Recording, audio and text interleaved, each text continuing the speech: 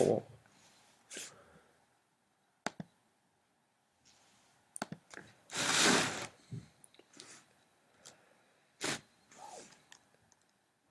Okay.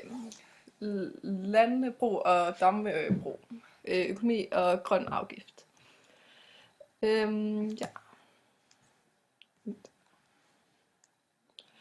Vi har så en hvad hedder det jo? En landbrugsproduktionsfunktion, der ser sådan ud, at M1 er lige med F af x1, som er lige med 100 gange x opløftet i 1,5. Så har vi damproduktionen, som ser sådan ud, M2 lige med V gange G i x i x2. Og vores V er så vores valgkvalitet, som afhænger af vores x1, som er vores gødningsmængde,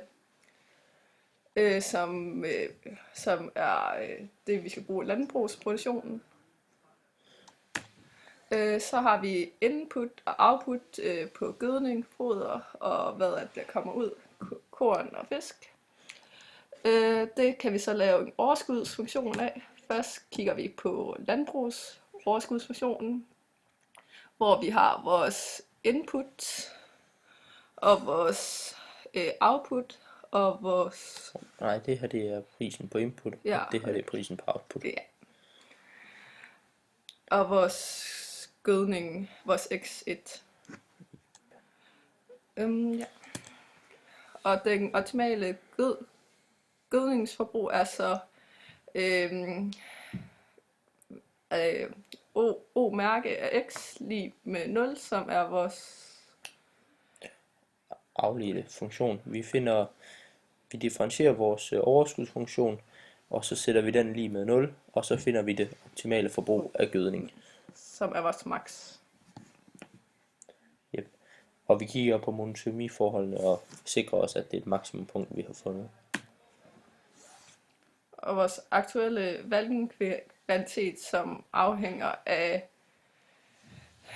gødningsproduktionen, får vi så her, som er 75. Og det giver så en dampbrugsproduktions overskudsfunktion, som er vores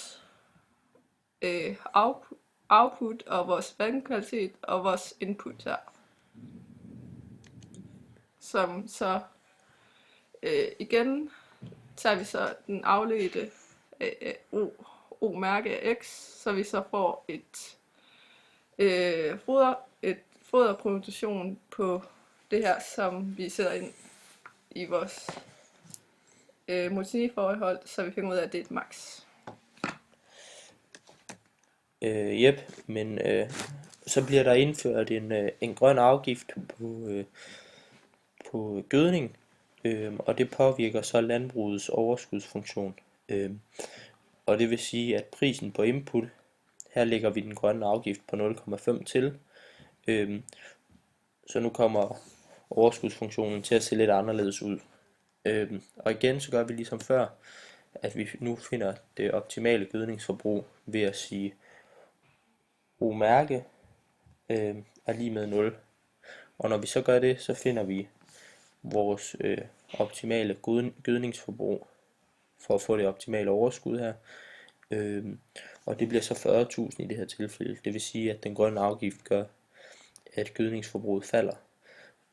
Dermed må vi også få en ny vandkvalitet. Og den nye vandkvalitet bliver så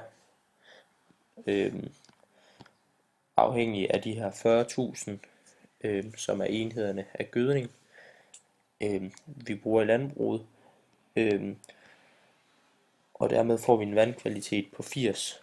Og det giver jo god nok mening, at når gødningsmængden falder, så vil vandkvaliteten stige. Det betyder også, at hvis vi kigger på dampbruget, at overskudsfunktionen bliver anderledes her, fordi at den var jo afhængig af vores vandkvalitet. Så funktionen ser egentlig ud på samme måde, med de samme priser på input og output, men vandkvaliteten ændres fra 75 til 80. Og så nu finder vi så igen det optimale foderforbrug. Og det er på samme måde med, at vi finder den afledte funktion og sætter den lige med 0. Og når vi så gør det, så får vi et nyt optimalt foderforbrug på 102.400. Og igen tjekker vi af, at det er et maksimum, så vi finder et overskud. Men det er altså så mange enheder foder, der skal til for at få det maksimale overskud i dambruget. Og her har man ligesom en oversigt for, hvad det betyder. Man kan se her, at enhederne, der bliver puttet i landbruget, falder med 12.500. Og det betyder, at overskuddet for dambruget falder fra 125.000 til 100.000, altså med 25.000, samtidig med, at staten tjener 20.000 i grønne afgifter.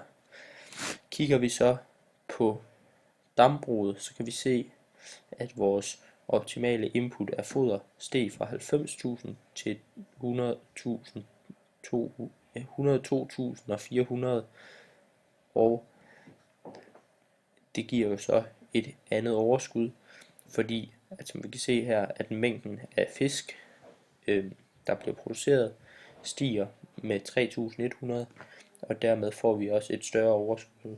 Nærmere præcis får vi et overskud, der er 31.000 kroner større.